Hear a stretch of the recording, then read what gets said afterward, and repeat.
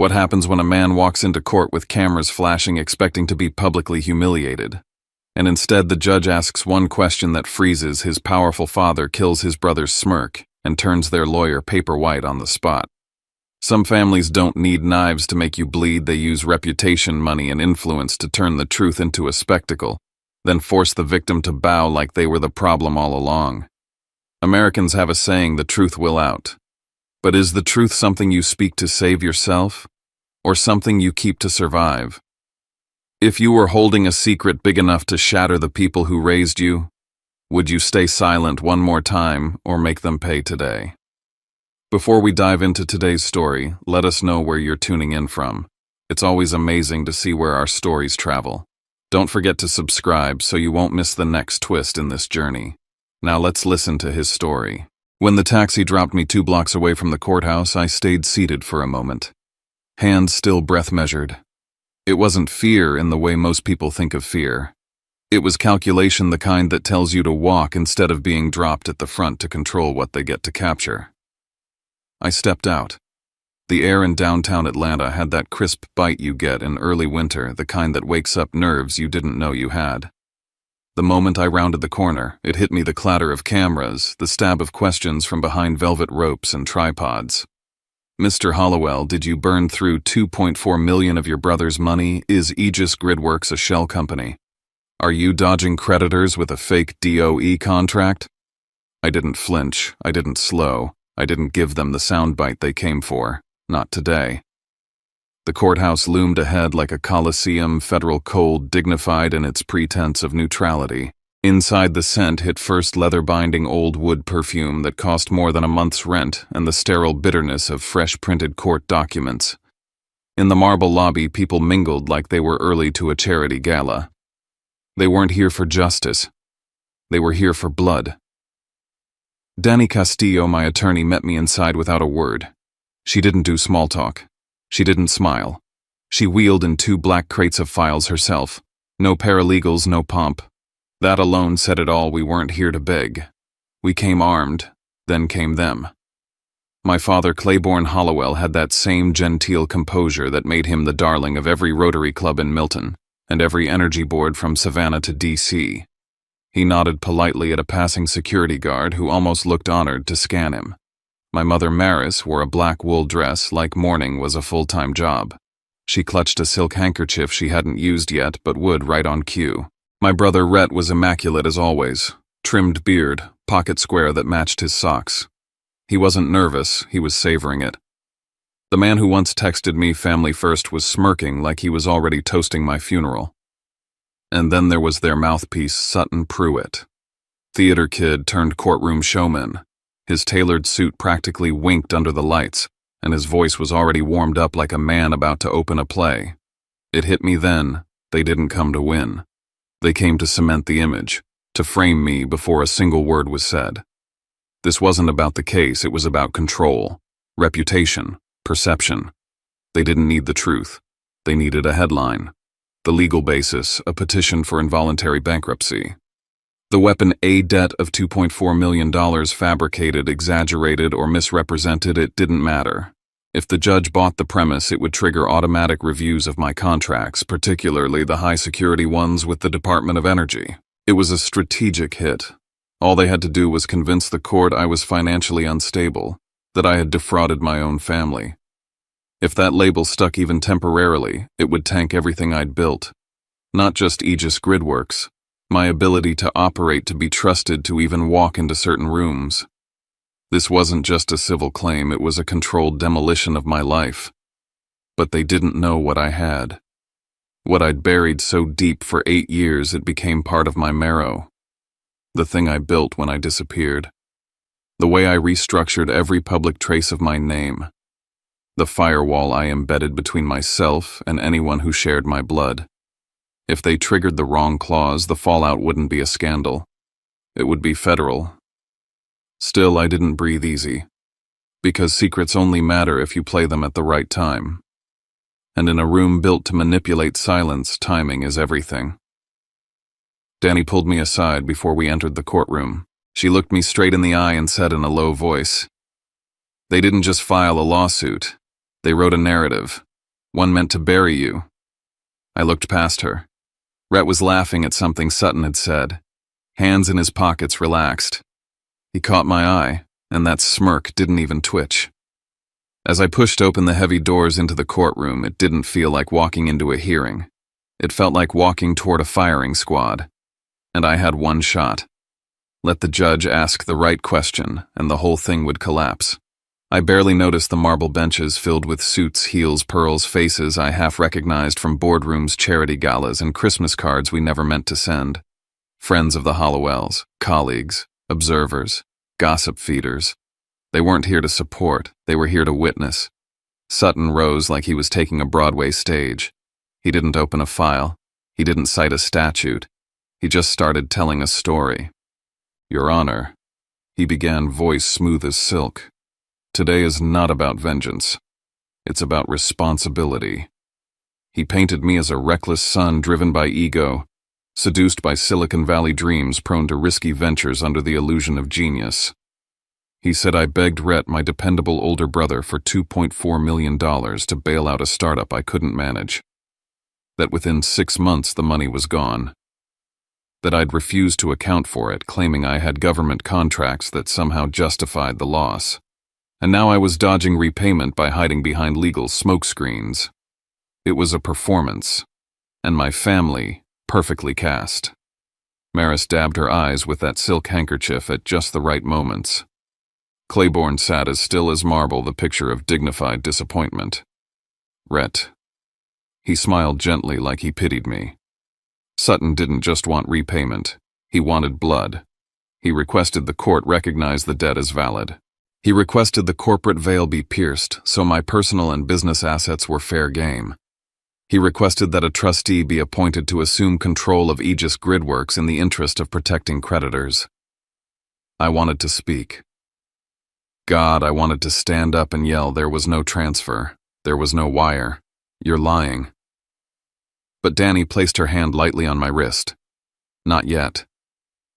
They want you emotional, she had warned me. Because if you lose composure, they win the headline, Hollowell's son melts down in court. And no one reads past that. So I sat, stone-faced. Because in a room full of actors, silence was my best weapon.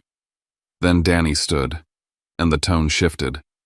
She didn't argue the narrative. She dismantled the foundation.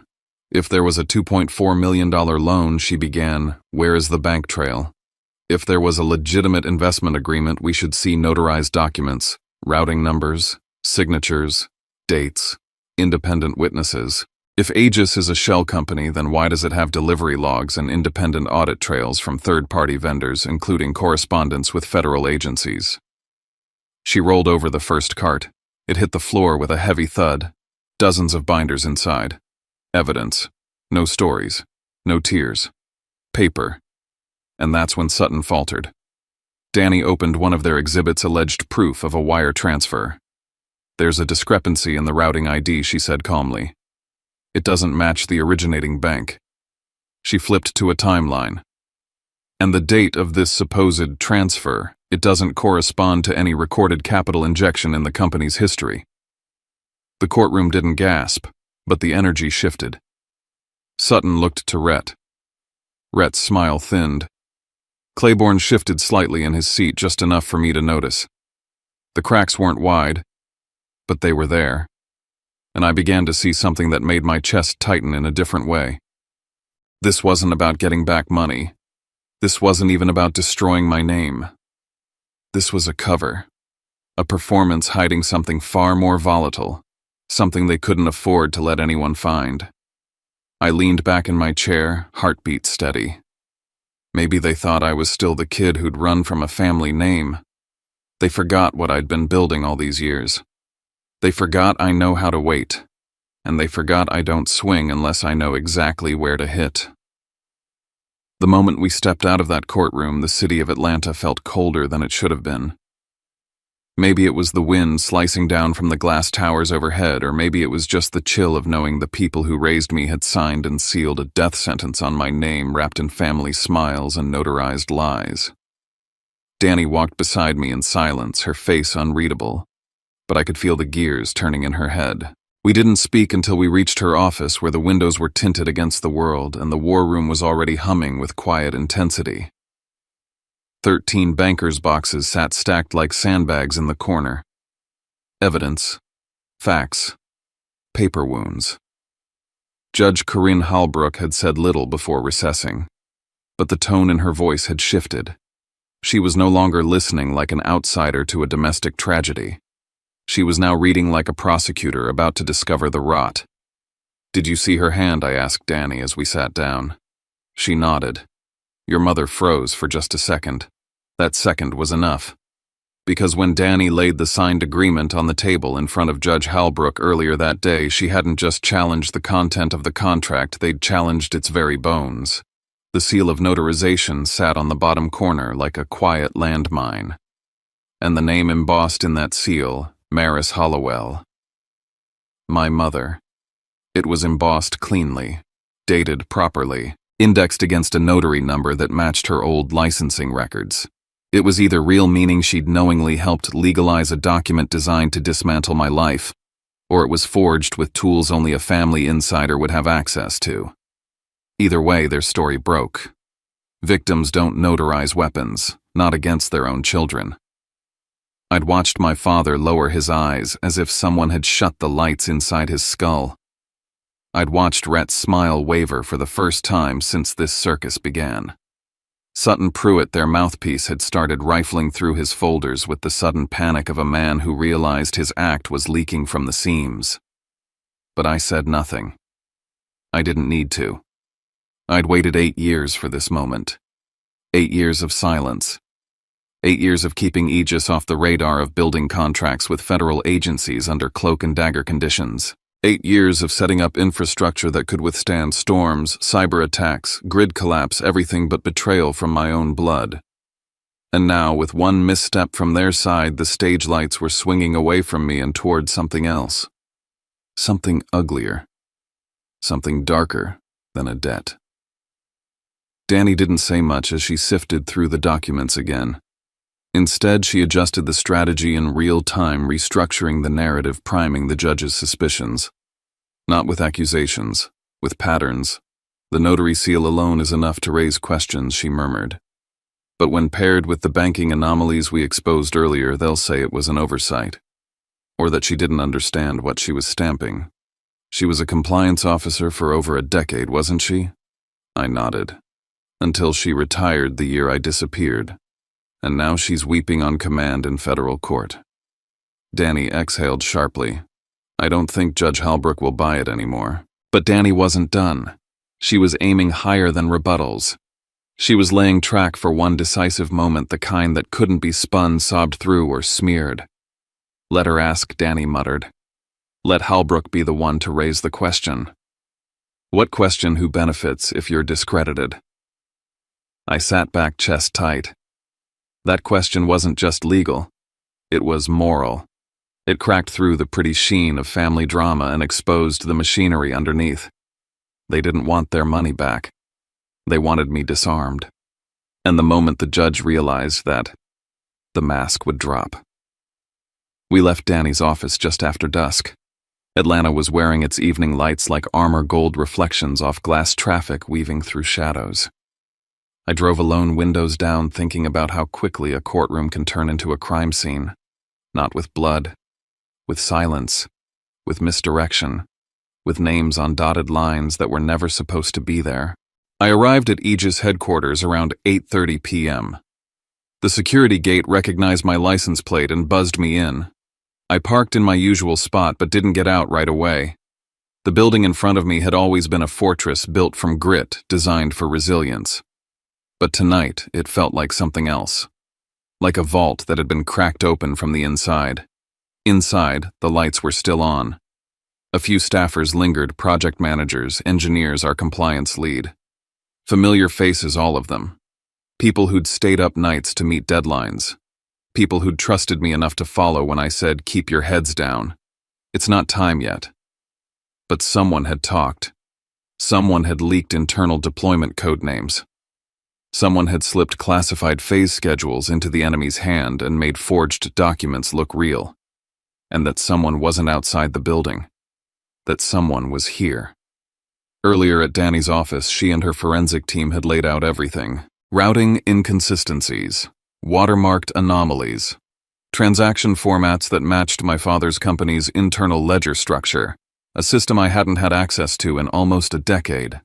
It was too precise to be random, too clean to be desperate. And worse, the forged files included a term, Stage Delta Huron Node Sync, that had only appeared in an internal memo between my engineering team and a DOE contact 6 months ago. It was never shared, never printed, never emailed. The only way it could have appeared in the legal documents was if someone on my team gave it to them. That was when Danny said it flat out. "You've got a rat." I stared at the list of names again, dozens of them all tied to Aegis at various levels. And then my eyes stopped on one.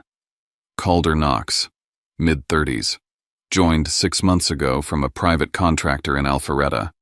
Sharp, well-spoken, handled project timelines and internal comms. Too clean, too quick, too confident.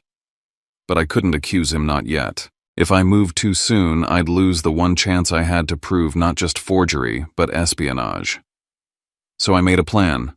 I wrote a memo, an internal-only document marked strictly confidential, do not share. In it, I listed a fictitious deployment update, a midnight relocation of hardware assets to a test facility in Macon. Something just believable enough to tempt a leak. Then I waited. I walked through the halls that night like a man with sand in his shoes, every step weighted with the knowledge that someone I'd hired, mentored, maybe even had dinner with, was betting against me. Back in my office, I locked the door, sat at my desk, and stared at my own reflection in the glass. They didn't sue me to get their money back. They sued me to shut down my contracts, to trigger clauses that would halt funding, to force a receivership, to make my silence permanent, not because I owed them anything, but because I was the only thing standing between them and whatever they wanted behind that curtain. And now I was going to let them take one more step. Because the next email they send, the next whisper they deliver will be the one that ends them.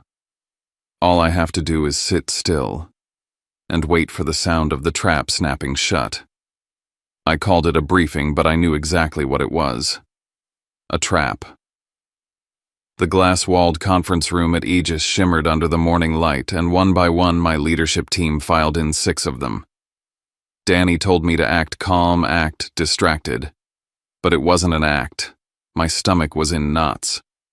Every person at that table had been handpicked by me, trusted by me. And now I had to look at them the way you look at a room after someone's been poisoned, wondering who held the vial. Calder Knox walked in last. Always a beat late, always scanning. I let out a slow breath and started the briefing.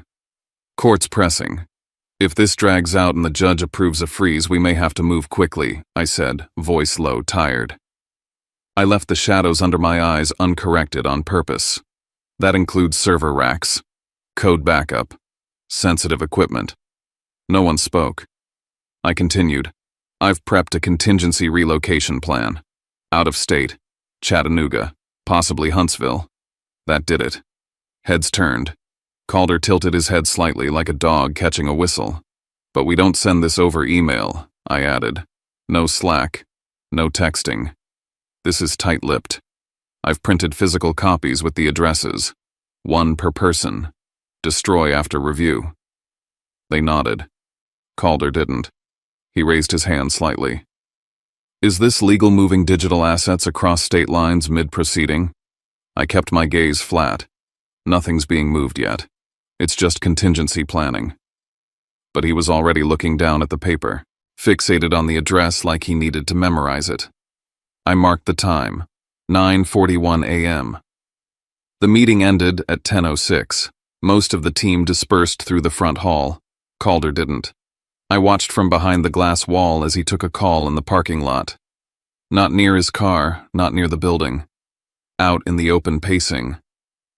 He thought I couldn't see. But he wasn't watching the reflection in the glass.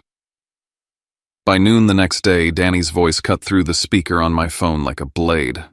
They filed for a TRO. My heart thudded. Based on what she didn't even pause, They claim you're trying to offload or relocate digital assets across state lines. They submitted a sworn statement citing intelligence that assets were moving to Chattanooga. I sat down. Hard. That address wasn't in a single database, wasn't on a single hard drive. It existed only on that slip of paper and in my voice during the meeting. They bit, Danny said. We've got them sourcing internal info illegally. I exhaled. They didn't even wait. Exactly. Their emergency filing is now our exhibit, but that wasn't the end. That night my phone rang again. A different tone. An unfamiliar number. Mr. Vance. The voice was clipped suspicious. This is Paul Hinton with Marcona Utilities. We received a court notice this morning about a federal trustee being assigned to Aegis.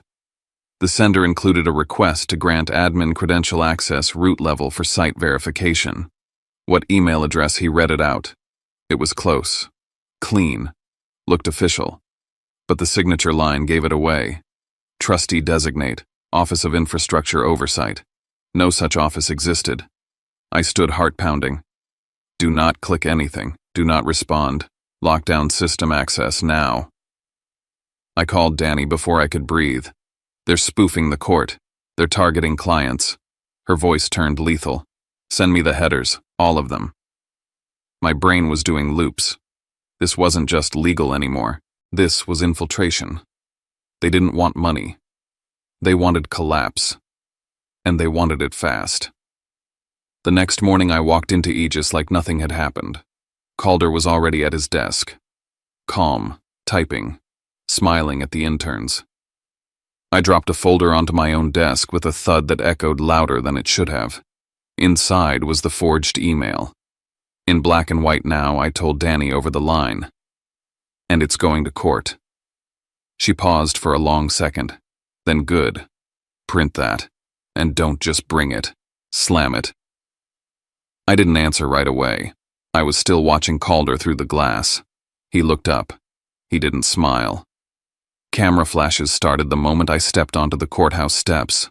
The first time this happened, I'd flinched, wished for vanishing powder. But not today. Today I walked through the chaos like a man carrying something breakable because I was. And what they'd tried to break wasn't just me, but my company, my people. Rhett stood near the door, hands in his pockets, playing casual. My father was schmoozing someone in a tan suit.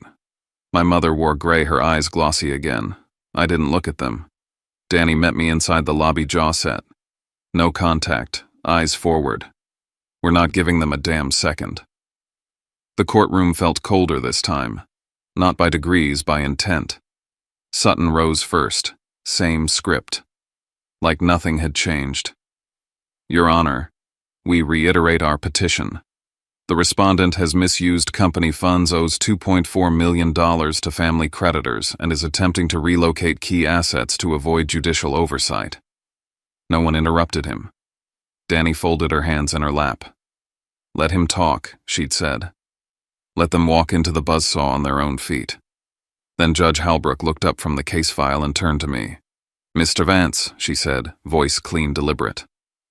Is Aegis Gridworks currently operating under contract for any project monitored or regulated under federal infrastructure oversight? I didn't blink. Yes, Your Honor. Just like that, the room shifted. My father froze. Sutton opened his mouth, then shut it again. Rhett's chair creaked as he leaned forward, the blood draining from his face. Halbrook closed the folder in front of her. Then let me ask this again, she said now to Sutton. Are you petitioning this court to seize operational influence over a federal infrastructure contractor based on a private family dispute? Sutton's voice cracked. We're merely seeking restitution that would trigger a freeze, she cut in, on a regulated project's operations. He stammered, tried to redirect. We had no knowledge, she cut him off again. Then you petitioned in ignorance, or you petitioned recklessly. Either way, the implications are now different. Danny stood calm as a surgeon. Your Honor, if I may, I have exhibits. She handed the first set to the clerk. Inside, routing numbers that didn't check out, mismatched signatures, and a notarization stamp registered to Maris Hollowell, expired for 3 years. My mother gasped. Soft. But the kind of sound you don't make unless you recognize the stamp. She tried to correct.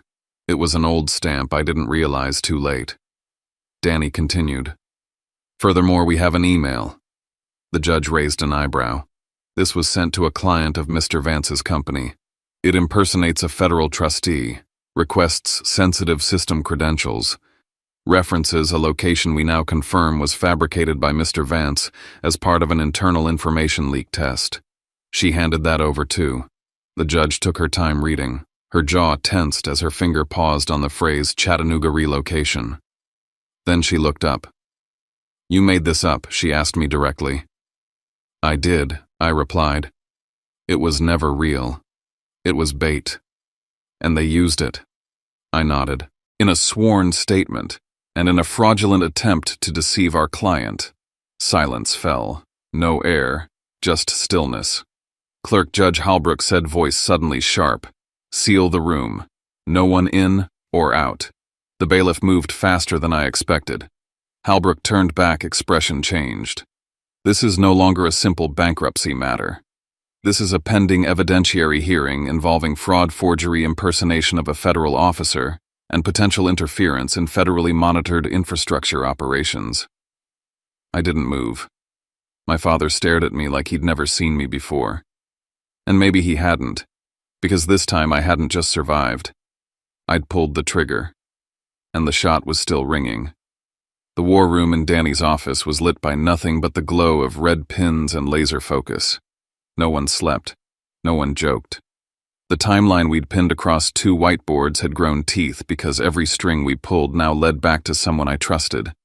Everything converges here, Danny said, tapping the triangle-shaped section she'd drawn, 3 columns forged, documents, leaked information, and motive. But we can't use emotion in court. We need clean links. We need one undeniable source. She handed me a checklist. Server access logs, security camera footage, badge swipe data. I knew what she wanted, digital footprints to back what we'd started piecing together, an inside leak, and I had a name in mind. At 1:43 a.m. I was inside Aegis HQ in the restricted hallway near our secure printers. I set up 4 near-identical paper packets, internal draft updates with subtle differences, a hidden watermark string in each, a slight typo in one paragraph, a misplaced decimal point in another.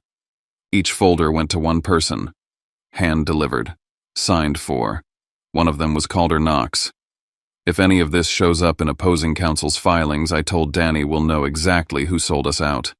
Let's not just catch him, she said. Let's catch the one who placed him here. The next afternoon, Danny called me in. She didn't smile. They used your typo, she said. The one in Calder's copy. She slid her laptop around. The attached exhibit from the opposing counsel's latest motion had the exact same misplaced decimal and watermark string baked into the document metadata. On top of that, the print time matched Calder's badge swipe into the secure hall. I didn't feel rage. Not at first. Just this hollow ache. Calder had been with us since almost the beginning, his resume clean, his demeanor calm, his loyalty a performance. He hadn't just betrayed a business. He'd chipped at something I had rebuilt from blood. I gave him a chance, I muttered. He was never meant to be one of them. We didn't confront him with yelling or threats. Danny said no. No texts, no leaks. We follow protocol. This becomes admissible. We're not playing petty. We're going to win clean. So we staged a meeting, HR company counsel and a forensic analyst present. We invited Calder to explain his unusual login patterns. He cracked halfway through. The moment we brought up the badge logs, he started losing color. He hadn't applied to Aegis through the normal route. He was recommended by someone in finance. Someone from Milton. Danny looked up. That's your father's circle. That changed everything. Calder wasn't just a leak, he was planted. Someone greased the wheels to get him inside before we even knew there'd be a war. That night I got a text from my father. Sit down with me. No lawyers. Let's end this before you make it worse. I met him halfway at a dark parking garage near West Ponce. He stepped out of his SUV like nothing was burning, like our family name wasn't on the edge of public collapse. "I know what you're holding," he said. "You don't have to drag that through the mud. We can still fix this." He didn't mention money. He talked about legacy, about what a name means, about the things sons shouldn't expose. And right then I knew the truth. They feared that document more than losing the case. 8 years ago, I left Milton after a night that blew the lid off everything I thought I knew. I packed one thing in the glove box of my truck, one thing I swore never to use unless they tried to destroy me, a notarized file, something that would crumble the public image they curated. I disappeared. Changed the company name. Hid ownership. Buried myself in concrete and infrastructure because if I looked back, I'd fall apart. Now I had to unlock that vault. Before dawn, I sat across from a woman I hadn't seen in years, Sherry Lane, my father's former operations manager. She'd reached out after seeing the court coverage and hearing a name she never thought would resurface. She handed Danny a folder. "I was told to delete this file 8 years ago. I didn't. Something felt off. I thought, maybe one day he'd need it." Inside was a breakdown of asset transfers, one routed through a shell company, the other tied to my original inheritance paperwork. There were signatures. There were timestamps. And there was Rhett's name in an approval box. He'd known. We finally had the thread. My secret no longer stood alone. That evening, Danny looked me dead in the eyes. "If you put this into evidence," she said, "it becomes public, irreversible. Are you ready for that?" I nodded. Not out of revenge, out of necessity. They already crossed the line. Now they face what they built. I walked into the courthouse with a dozen cameras flashing in my face. No one asked me questions. They didn't need to. They already thought they knew. But for the first time in weeks, I wasn't afraid. Across the lobby, I saw my father, Rhett, and Sutton. They held their postures like statues, like nothing could touch them. That was about to change. Judge Corinne Halbrook entered with the same quiet authority as always, but this time she didn't start with motions or debts. She looked directly at my father. "Mr. Vance," she said, "have you ever authorized or concealed legal or ownership documents, specifically ones that if made public would disqualify your family's standing in this lawsuit?" Silence. 1 second. 2. My father froze. Rhett's smile vanished. Sutton's hands curled on the table. The room didn't breathe. Danny rose. "Your Honor, we request to introduce a sealed exhibit," she said. "Some contents relate to critical infrastructure and may require privacy protection, but the material directly addresses the case's integrity." Judge Halbrook allowed it with conditions. The room shifted. Reporters perked up. Danny built it methodically. Forged notaries proof the alleged debt paperwork was modified after the fact.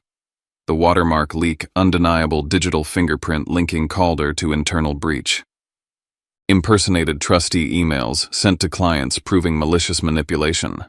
By the time she reached point 3, the courtroom was already crumbling. Judge Halbrook rejected the family's motion for a trustee. She ordered an immediate evidence preservation protocol. Then she issued subpoenas. One for Calder, one for Rhett, one for any financial communications linked to shell companies based in Milton. Then came the exhibit I'd held for 8 years. Danny laid it flat. A legal transfer of ownership, sealed, notarized, misfiled through a backdoor entity. My father's signature, Rhett's approval, and the proof that they had stripped me of legal standing to a family trust before I even left town. I didn't say much. I just confirmed what it was. I've kept this off the grid, not for leverage, for protection. The courtroom shifted again. Danny turned to the judge. This lawsuit was not filed in good faith. It was filed to suppress this document, to stop it from ever seeing light. They didn't want $2.4 million. They wanted silence. My father tried to interject, but his voice cracked, caught between denial and realization. Rhett lowered his eyes. Not out of shame, out of calculation. The numbers had stopped working in his favor. Judge Halbrook's ruling came in waves: motion denied, trustee petition denied, full record preservation ordered, referral to the Georgia Bureau of Investigation initiated, courtroom closed session initiated for infrastructure data integrity. We didn't cheer when we left. There were no champagne bottles, No victory speeches. I stepped out onto the courthouse steps feeling like something heavy had been cut loose. Not one, just finally released. I didn't look back. From now on, everything came through legal channels. No phone calls, no family dinners, no more second chances. Sometimes justice doesn't arrive with a bang. Sometimes it comes in a single question at the exact right moment and a truth that waited long enough to outlive the lies. Some truths don't need to be shouted or weaponized, they just need to be brought into the light at the right moment. I didn't reveal the past to hurt anyone. I did it because others had already started paying the price, their careers, reputations, even their safety, because I stayed silent for too long. And when justice spoke with just one question, I realized it's not always the loudest scream that breaks someone, but the quiet force of truth delivered with clarity. I used to think I needed acknowledgement, maybe even an apology, but I've come to understand real worth isn't in being recognized. It's in not losing yourself just because others tried to erase you. In the end, what's worth keeping isn't a family that refuses to face what they did, but the version of me who stepped into the dark and brought the truth to light. Because sometimes forgiveness isn't about letting them off the hook, it's about no longer letting them hold power over your pain. Some stories don't end with a clean victory or a dramatic apology. Sometimes they end quietly with a weight lifted, a truth spoken, and a man walking out of a courtroom not to celebrate, but to finally breathe. What we just heard wasn't about revenge, it was about reclaiming the right to stand in your own name without fear, without shame. And maybe that's one of the hardest things in life, choosing to carry your truth with dignity even when it would have been easier to bury it. We all carry something, some weight, some wound, some memory we never said out loud. And there comes a time when staying silent costs more than speaking up. That's when courage doesn't look like a fight. It looks like a deep breath, a closed door, a quiet enough. It's in those moments we remember justice isn't always about proving others wrong. Sometimes it's about proving to yourself that you never needed to disappear just to be safe. If any part of this story resonated with you and you feel like leaving a few words, we'll be here reading. And if you'd like to hear more stories like this, feel free to subscribe and join us. We're building something quiet but strong here. Until next time, take care of yourself and we'll meet again soon.